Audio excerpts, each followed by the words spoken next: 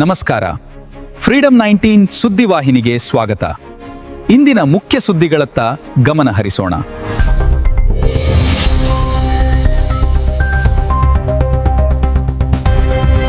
ನಮಸ್ಕಾರ, ನೀವು ನೋಡ್ತಾ ಇದ್ದೀರಾ ಫ್ರೀಡಂ 19 ನ್ಯೂಸ್ ಚಾನೆಲ್.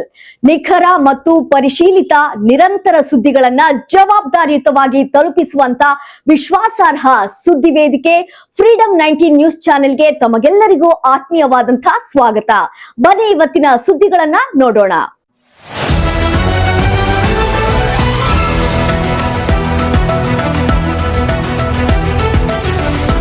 ಉತ್ತರ ಕರ್ನಾಟಕದ ಉನ್ನತ ಹುದ್ದೆಯ ಕನಸುಗಾರರಿಗೆ ಸಿಹಿ ಸುದ್ದಿ.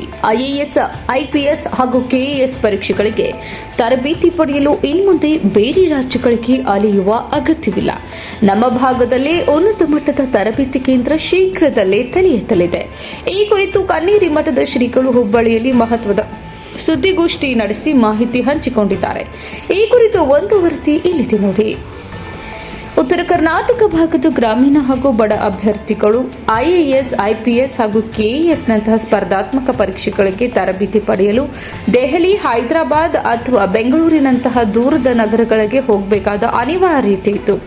ಇದನ್ನು ತಪ್ಪಿಸಿ ಸ್ಥಳೀಯವಾಗಿಯೇ ಜಾಗತಿಕ ಮಟ್ಟದ ತರಬೇತಿ ನೀಡುವ ಉದಾತ್ತ ಉದ್ದೇಶದಿಂದ ಕನ್ನೇರಿ ಮಠದ ಶ್ರೀಗಳು ಬೃಹತ್ ತರಬೇತಿ ಕೇಂದ್ರ ಪ್ರಾರಂಭಿಸಲು ಮುಂದಾಗಿದ್ದಾರೆ. ಹುಬ್ಬಳ್ಳಿಯ ಖ್ಯಾತ ಡೆನಿಸನ್ಸ್ ಹೋಟೆಲ್ನಲ್ಲಿ ನಡೆದ ಪತ್ರಿಕಾಗೋಷ್ಠಿಯಲ್ಲಿ ಮಾತನಾಡಿದ ಶ್ರೀಗಳು, ಉತ್ತರ ಕರ್ನಾಟಕದ ಸೂಕ್ತ ಜಾಗದಲ್ಲಿ ಈ ಐಎಎಸ್, ಐಪಿಎಸ್ ತರಬೇತಿ ಕೇಂದ್ರವನ್ನು ಸ್ಥಾಪಿಸುವುದಾಗಿ ಘೋಷಿಸಿದರು. ರಾಜಕೀಯ ಹಾಗೂ ಸಾಮಾಜಿಕ ಮುಖಂಡರ ಬೆಂಬಲ. ಈ ಮಹತ್ವಾಕಾಂಕ್ಷಿ ಯೋಜನೆಗೆ ಹಲವು ಪ್ರಮುಖ ನಾಯಕರ ಬೆಂಬಲ ವ್ಯಕ್ತವಾಗಿದೆ. ಅಣ್ಣಾ ಸಾಹೇಬ್ ಜೊಲ್ಲೆ, ಜಗದೀಶ್ ಶೆಟ್ಟರ್, ರಮೇಶ್ ಕಟ್ಟಿ, ಬಸವರಾಜ ಬೊಮ್ಮಾಯಿ ಹಾಗೂ ಇನ್ನು ಹಲವು ಗಣ್ಯರು ಸಾಮಾಜಿಕ ಕಾರ್ಯಕ್ಕೆ ಶ್ರೀಗಳೊಂದಿಗೆ ಕೈ ಜೋಡಿಸಿದ್ದಾರೆ. ಸ್ಥಳ ಪ್ರಕಟಣೆ.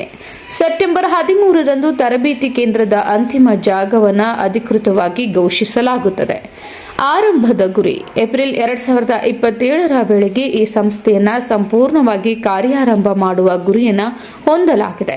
ಸ್ಪರ್ಧಾತ್ಮಕ ಪರೀಕ್ಷೆಗಳಲ್ಲಿ ರಾಜ್ಯದ ಯುವಜನತೆ ಸಾಧನೆ ಮಾಡಲು ಕನ್ನೇರಿ ಶ್ರೀಗಳ ಈ ನಿರ್ಧಾರ ದೊಡ್ಡ ಆಸರೆಯಾಗಲಿದೆ.